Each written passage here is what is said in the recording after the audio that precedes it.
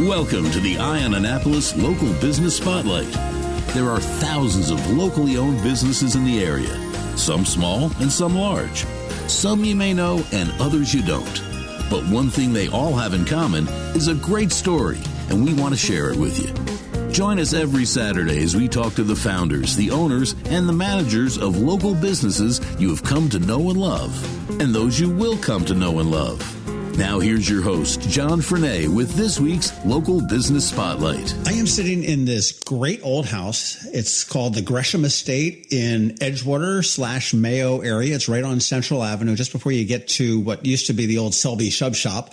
On the left side, if you're ever coming down here, and I do recommend that you do that.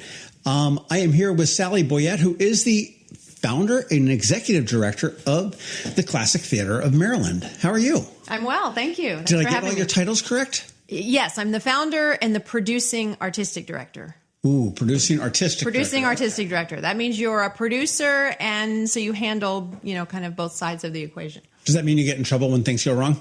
Oh, it means you get all of the blame and none of the credit. That's exactly right. So obviously you've been in theater for a while then, right? Yes. For longer than I'm willing to admit.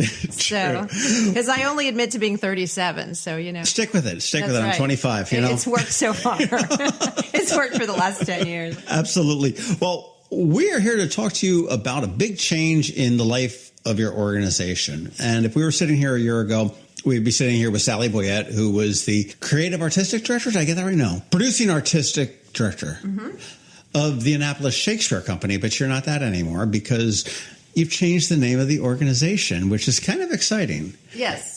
Initially, tell us, where did it start? I mean, we know about Annapolis Shakespeare Company. It was on sort of where Art Farm is currently now off of Chinkapin Round Road, right? Right. Our first official leased space was in a rehearsal space, and office space was at 111 Chinkapin Round Road. And we were in the basement of that building for a couple of years. And then we moved over to 1804 West Street, which is our current home.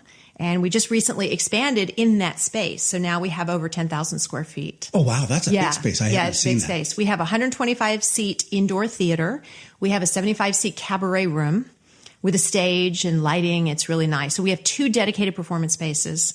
And our expansion that was just completed about 2 weeks ago is new dressing rooms, new bathrooms for the actors, washer dryer for wardrobe, and just expanded wardrobe areas, scene shop, prop shop, costume storage, a loading dock, and then access to the back of the building. Nobody thinks about all of those things as what you need. I mean, as somebody that likes the arts and the performing arts, you think, great, they got a stage, they got the wings, and maybe a dressing room, and that's about it. But you don't think about everything that goes on. I mean, I know Maryland Hall just recently went through their giant expansion to add the different rooms and to store different things like that. I know that the Colonial Players have a place out by the bowling alley, a whole separate area where they do. So, I mean, people, when they attend these things, don't realize the depth of what all is involved. It's not just the stage with those, several hundred seats that are out there and the actors just hanging out waiting to come out to do it. So that's neat. And I'll say the support area was what you expanded into, right? You always had the cabaret room and the main stage? We always had the cabaret room and the main stage. And so we've done some upgrades. We've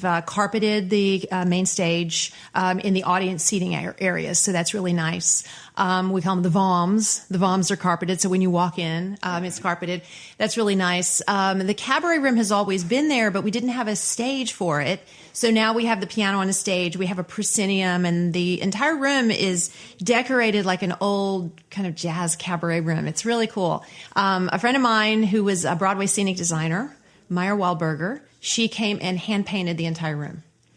Awesome. Yeah. So that's neat. She had a few months of nothing to do recently. Yeah. She's got a couple more months before she still has something to do. Right. I guess exactly. Well, she's also doing big events. She traveled all over the world doing trade shows and, designing for those kinds of shows, international organizations. But yeah, she had a couple months and she was consulting with us on some scenic design. She did a great scenic design for our HD theater production of Secret Garden, which we filmed recently. Well, so now, like I said, you are the Classic Theater of Maryland, and that's with the fancy reversed ERRE, so you're the Theatre of Maryland. Right.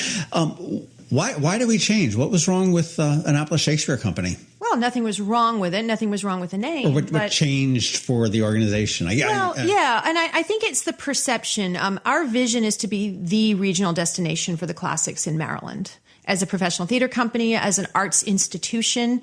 And we've really been growing this institution since 2010. It started as an educational initiative.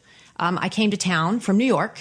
And I started teaching. Damn city slickers. And well, I loved Annapolis. You know, I traveled all over nationally and internationally with Broadway shows.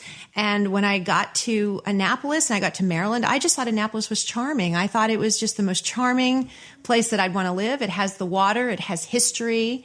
And I just fell in love with it immediately. And so that's where we settled down. And my kids went to school. So I've been here for over 10 years.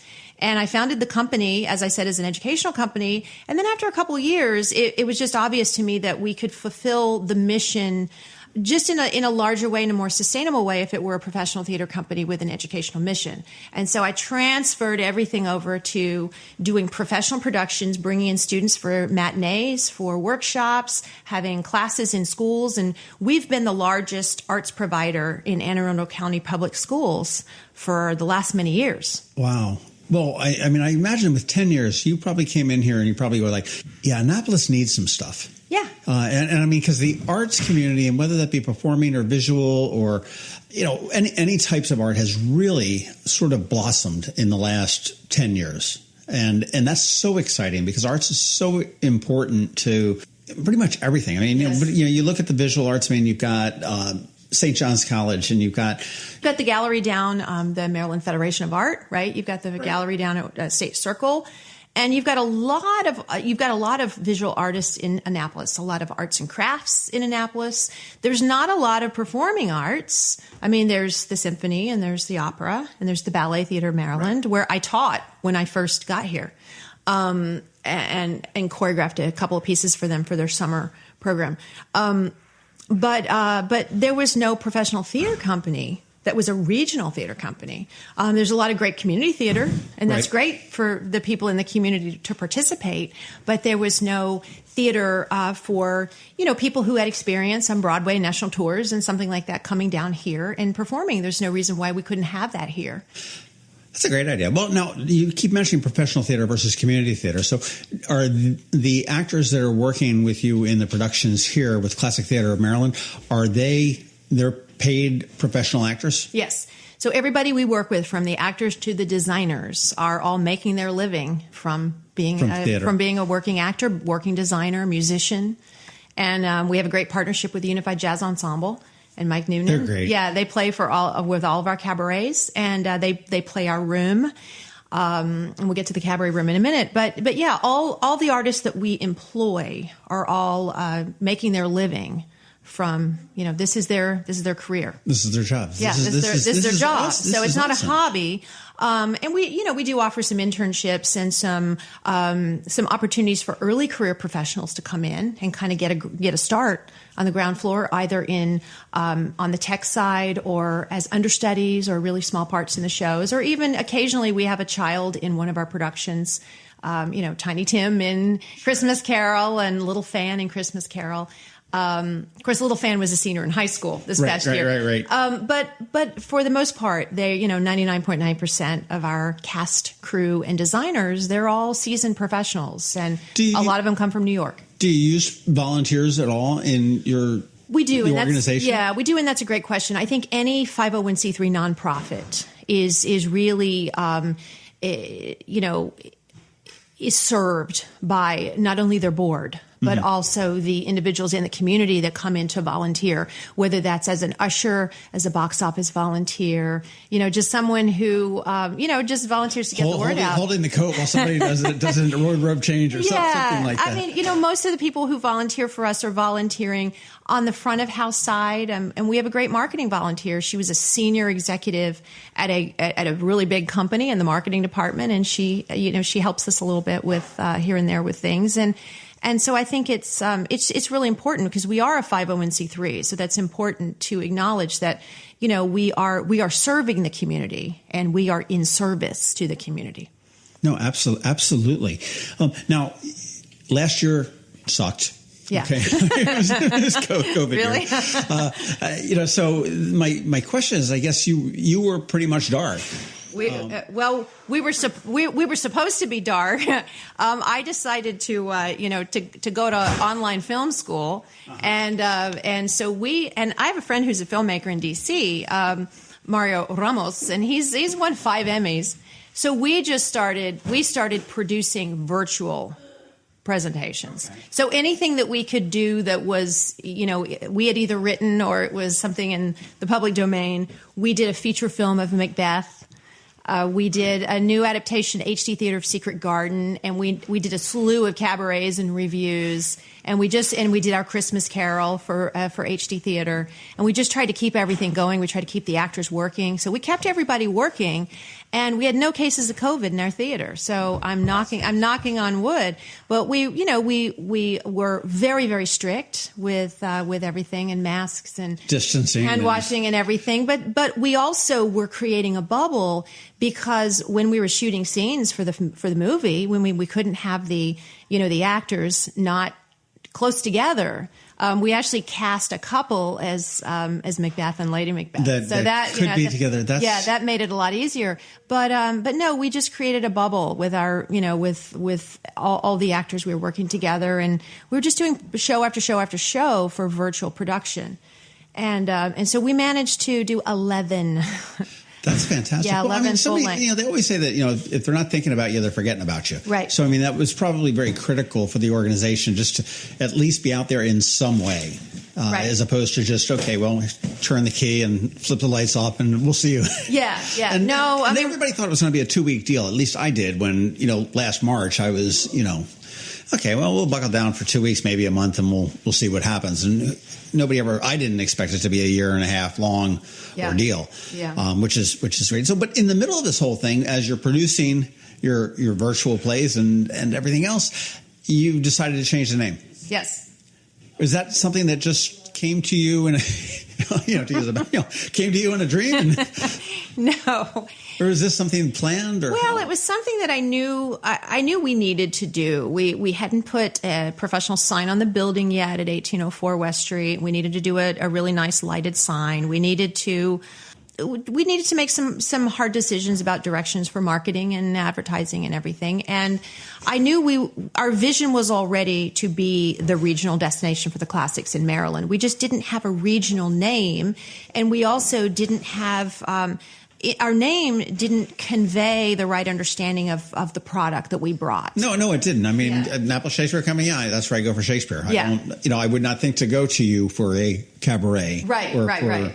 Yeah. Or something that was not Shakespeare. Right. And my background is Broadway musicals and national tours and nobody running any theater companies in our region has that background. So I have a unique perspective of not only bringing a musical theater here, but also cabaret and, jazz nights or something like that, but also the Broadway aesthetic that comes with every single one of our productions. So we do everything from Shakespeare and classic plays to modern musicals, modern adaptations of classics, cabarets, and everything in between.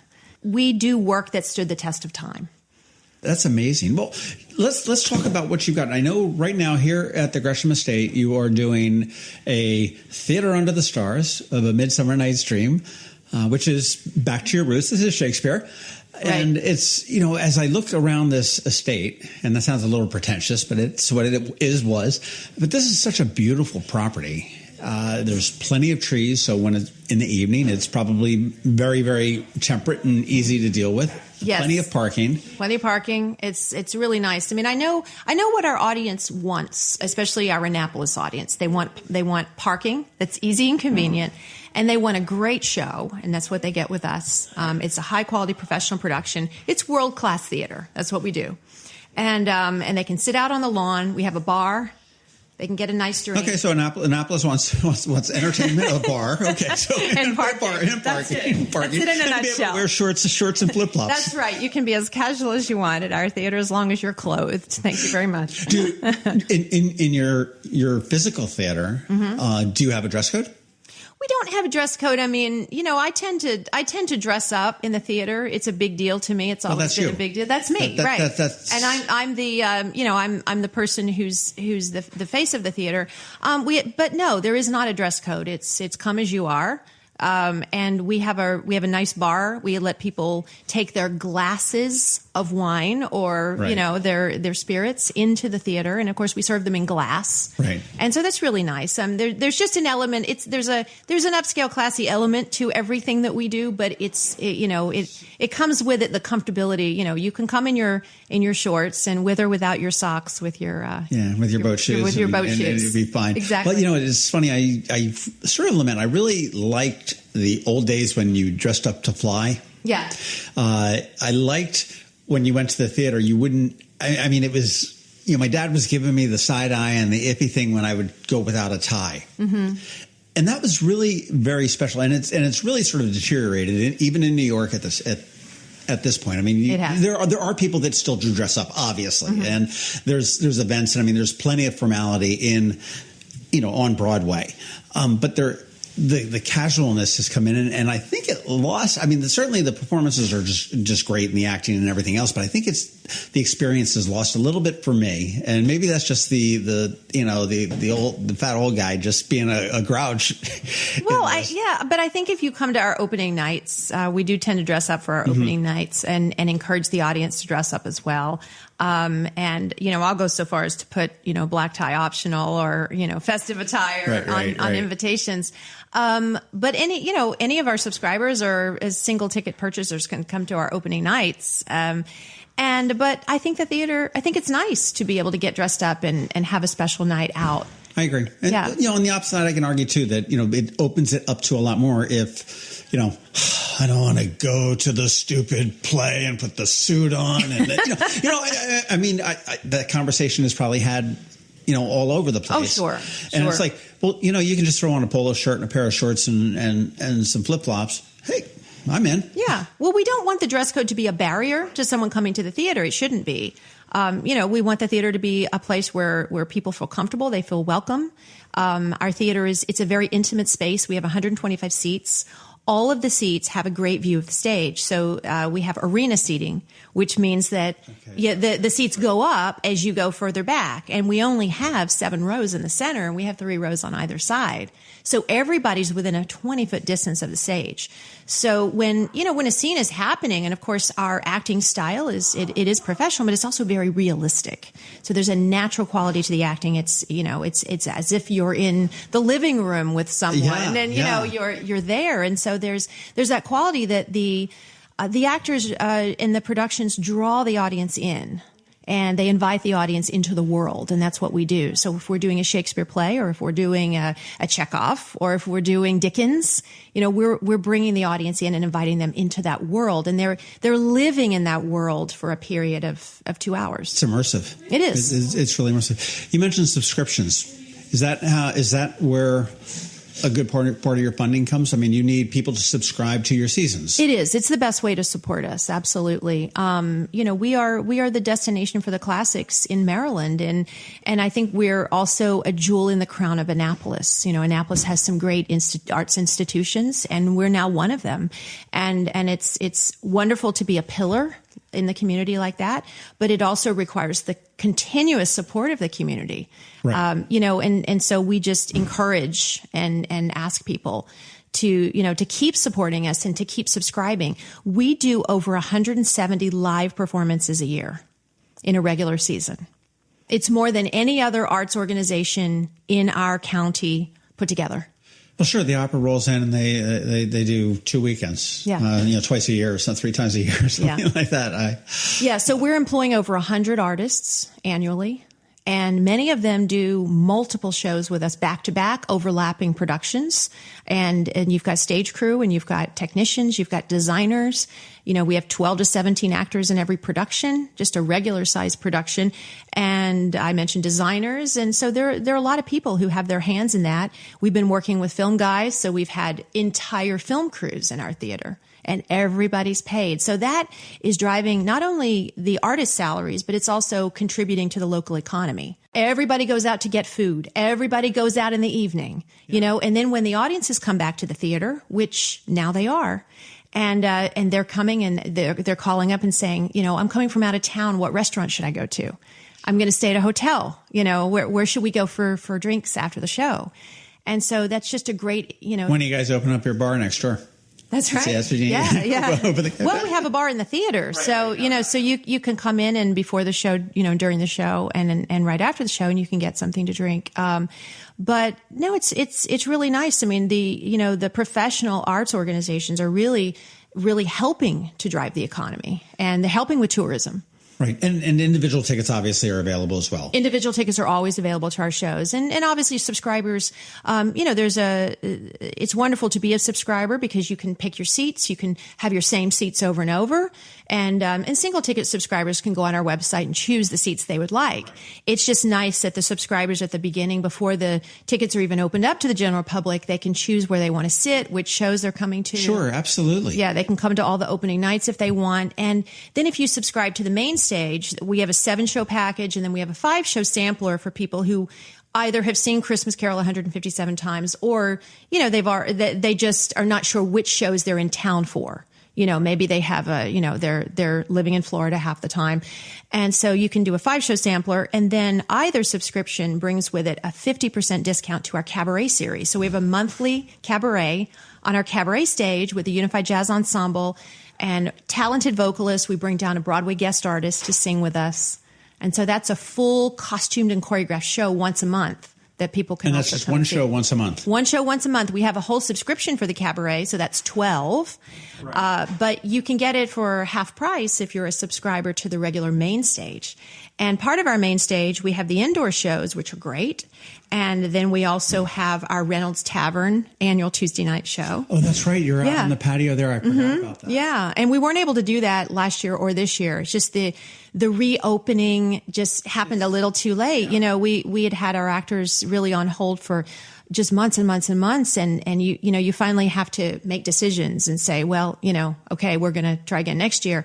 Rather than waiting until, everything was opened up completely. Because I think at the time that, the decision to open fully with no restrictions on how many tables and the distance of tables happened about a week too late this year for us to plan it. I felt bad for these businesses that were, whether it be restaurants or the customer facing and the distancing. And it's like, okay, you can be close, you can be far, you got to, half. Or, it was just, and nobody really knew what was what. And it was difficult. I know I've talked to a lot of people that have said, why Hogan lifted the state of emergency. Why can't the festivals happen? I said, well, the festivals, it's not like you take some seeds and sprinkle some water on them and a festival pops up. Right. This is a long, you've got, weeks and weeks of rehearsals. It's weeks and weeks of rehearsals, but it's also months and months prior to that of planning, of costume building, of, and in Reynolds Tavern, we do fabulous costumes because we usually set it in the 17th century just to go with the architecture. And a lot of our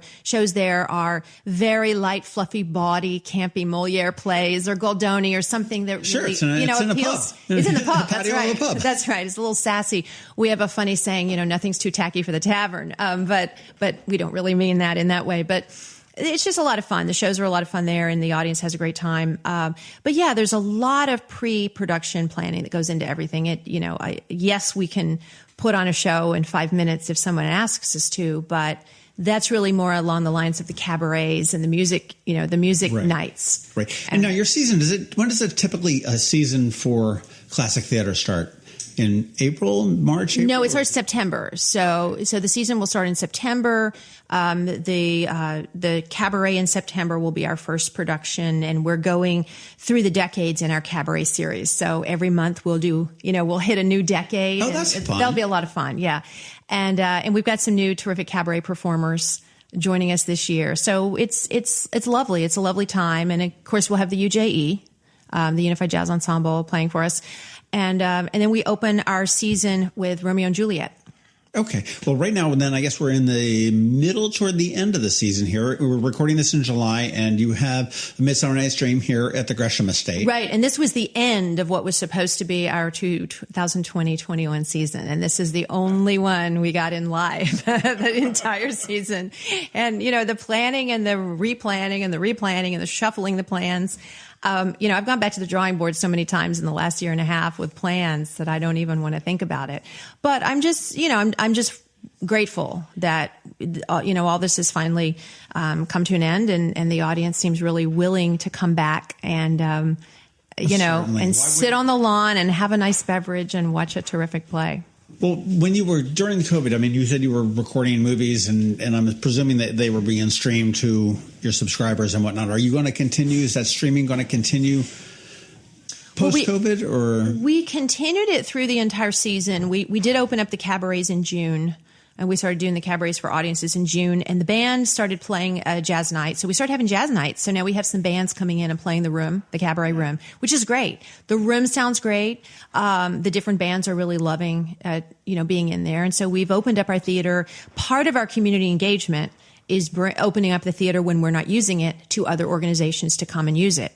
Okay. And so we've got the talent machine using the main stage for the next 6 weeks, and while we're outside, and then we have some bands playing, and we've had a couple local guys. Mike Noonan sets up the groups, and I think it's really nice. I mean, a lot of the musicians have been hit really hard, because gigging is that's their livelihood, and they haven't been able to do that. There were no gigs. Yeah, there were no gigs, and also the teaching jobs, so the teaching dries up. And so, so this is an opportunity for, guys to come out and play the room and we work it out with them as far as the ticket sales and the room and everything else. So that's really nice. And, music is really close to my heart, and I'm glad to have the room used continuously. I think the theater should be used. Well, yeah, you've got it, you've built it, and now they're coming. So that's right. That's awesome. Right. And we also have a great educational program. So we just hired a new education director, and he's joining us on Monday. And we'll be starting with new classes in the theater, because now with our expansion, we have 3 studio spaces. So not only do we have the 2 professional, performing areas, but now we have 3 studios. We have that's just a great area, so we can have kids from the neighborhood and everybody coming in after school and Saturday programming. Are you pulling from the schools? We are. We're still serving Anne Arundel County schools. We're serving the private schools and the special needs schools.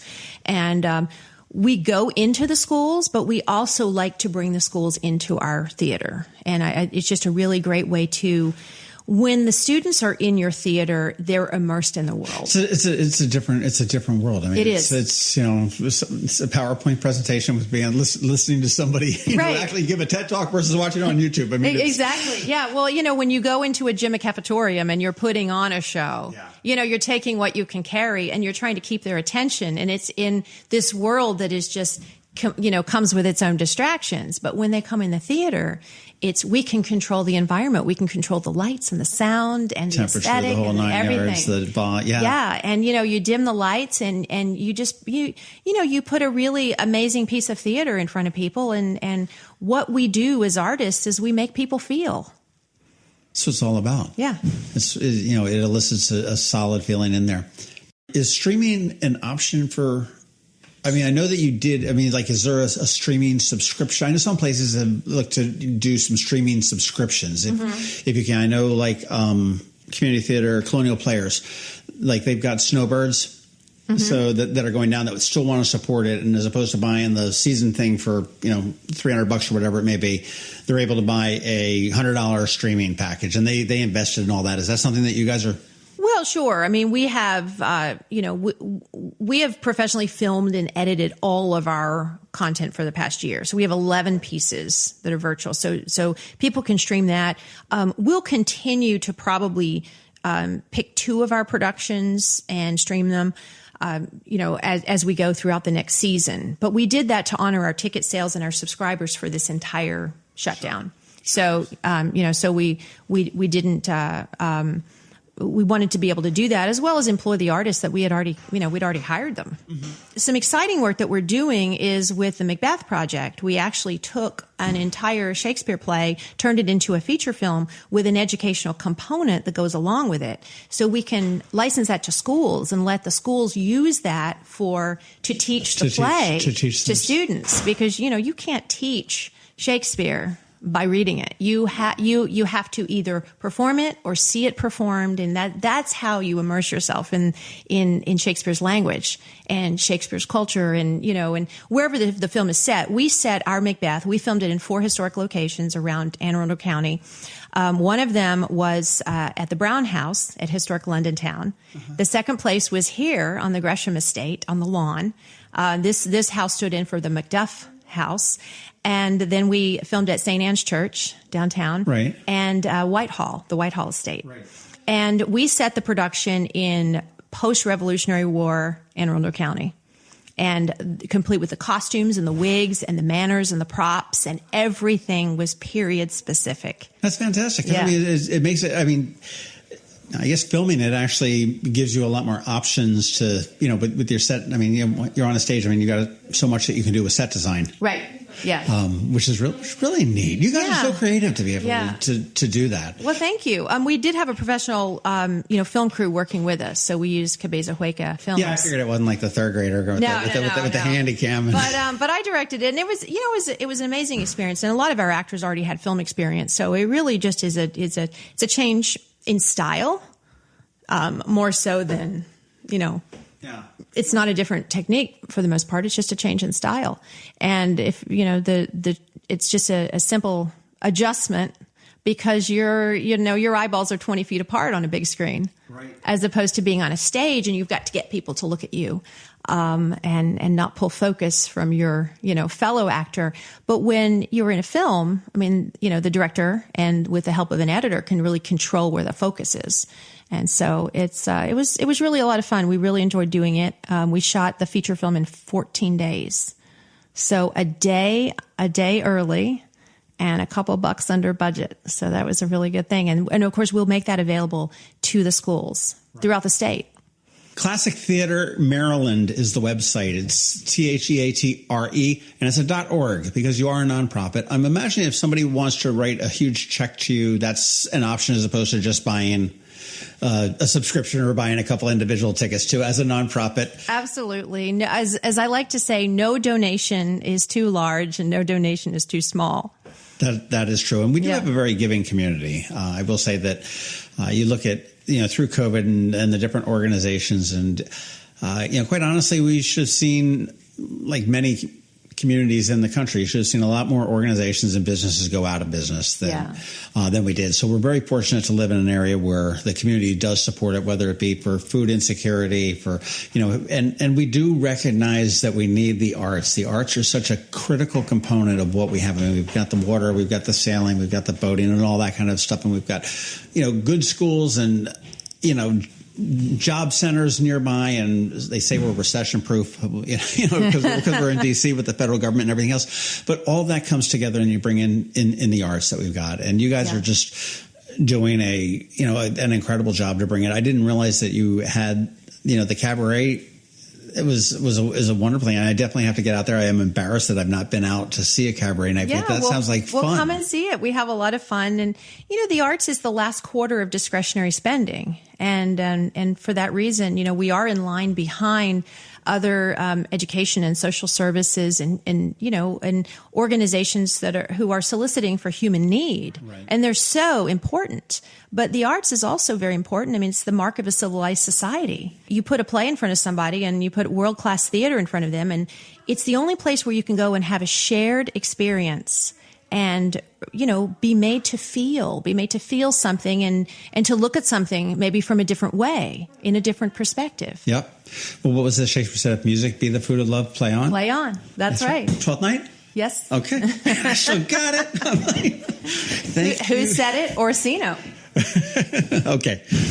We're going to cut that off right here at this point, because you're getting a little bit too deep in there. But I want to thank you very much, Sally Boyette, who is the founder and the producing creative Producing artistic director. I know. Producing artistic It's entirely director. too long-winded, but I do Pad. well. I'm gonna get that. Pad, producing artistic director. Okay. Sally Boyette, who is the founder and the producing artistic director for the Classic Theater of Maryland. And this is so exciting. I'm very excited for you to be out here at the Gresham Estate. Oh, and real quick, we've talked about the Gresham Estate a couple different times. We sort of told where it was.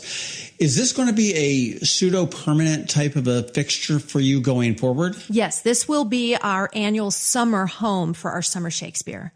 Okay, so you've got a long-term deal with the Greshams. Yeah, the Greshams. And this is owned by the county now, you were telling me? Yes, and this is, and we're really fortunate to be able to be really the trailblazer here, in this new park, because this will be an arts park eventually.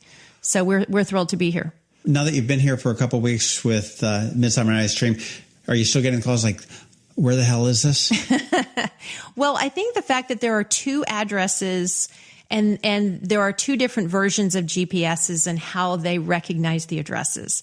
So really 784 Central Avenue East is the easier one to find rather than 784 Mayo Road, but it's the same address. That's crazy. Yeah. I never thought Mayo Road would come down this way. I mean, Mayo Road is like Route 2 to Central Avenue to me. Oh, okay. Well, I thought originally maybe Mayo went all the way to Mayo. It probably did at one point when there were horse and buggies. But this, I've only been here, 20 years. But I mean, it's always been clearly, John, you haven't been here since there were horse and buggies since you're only 25. That's true. That's true. See, I'm really good at math. But good memory too. 37, right? Mm-hmm.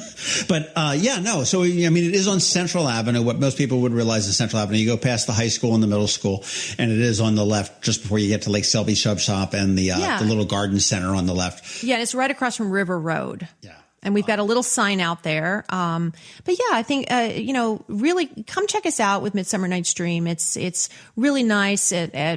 I think it's once the sun goes down, the entire audience area, or, once the shade passes over around 6:30, the entire audience area is in the shade. You can bring a picnic. You can sit on the lawn. You can bring your own chairs if you want, or blanket. We also have chairs here for you. And you can get something nice from the bar. And then you can sit out and have a really nice evening. Sounds like a perfect evening, to be honest with you. I think so. ClassicTheaterMaryland.org is the website, and TheATRE again, just because the little twist on the spelling there, That's depending right. on whether you go with the. It's the posh spelling. That's but right. We that's are right. a classic theater company. We're so posh here. We're so posh here. Boy, there's a word that never posh in Annapolis. I wonder how many times that's been used in a sentence before. I don't know. Well, I'm here to make Annapolis posh. That's right. She's the posh maker. Sally Boyette, thank you very much. I appreciate all your time today. I love your dog. If you want to put him in my bag. All right. And come see Sadie. Sadie's in the show too. Yeah. I don't think I'll put her in a show for a while because, she's a diva, but it's nice to have her. True. Do we have to bring roses and throw them up for her when? Oh, I don't know. Or milk bones. Maybe a little bit of kibble or something. But no, but she's good. She was mentioned in the reviews. So, of course, that went to her head. Very neat. Yeah. Very we had a nice review the other day. Well, thank you again very much for your time. Congratulations on the expansion, everything that you've done, the name change, the branding change, Classic Theater of Maryland, and it is still all over the website, formerly known as Annapolis Theater Company. That's right. Well, we'll keep it formerly Annapolis Shakespeare Company for a while, just until everyone has the new association. Right. And then, probably, hopefully within 6 months, everyone will know who we are and where we are, and they'll come and check us out. And go to the website. Definitely check out some of the upcoming shows. I am going to be September. I'm going to be in for the cabaret. By the decades. What decade are you starting with? We're starting with the 20s. That would be fun. Yeah, it'd be a lot of fun. I'm glad you're not doing costumes. I hate costumes. But, I mean, I'm sure people will dress up in costumes. But it's Well, you can if you want, but, we're not the Ren Fair, so you don't have to. That's true. That's true. The entertainment is on the stage and, That's fantastic. Yeah. Thank you so much. I appreciate your time. Thank you, John. Thanks for listening to this week's Local Business Spotlight. Please make sure to visit eyeonannapolis.net for all your local news, events, and opinion. And in case you haven't already, please subscribe to the Eye on Annapolis Daily News Brief, where we bring you all the day's local news direct to your phone, tablet, or computer in about 10 minutes. It comes to you at 6 a.m. every Monday through Friday, and you can subscribe on Apple Podcasts, Google Podcasts, or wherever you get your podcasts.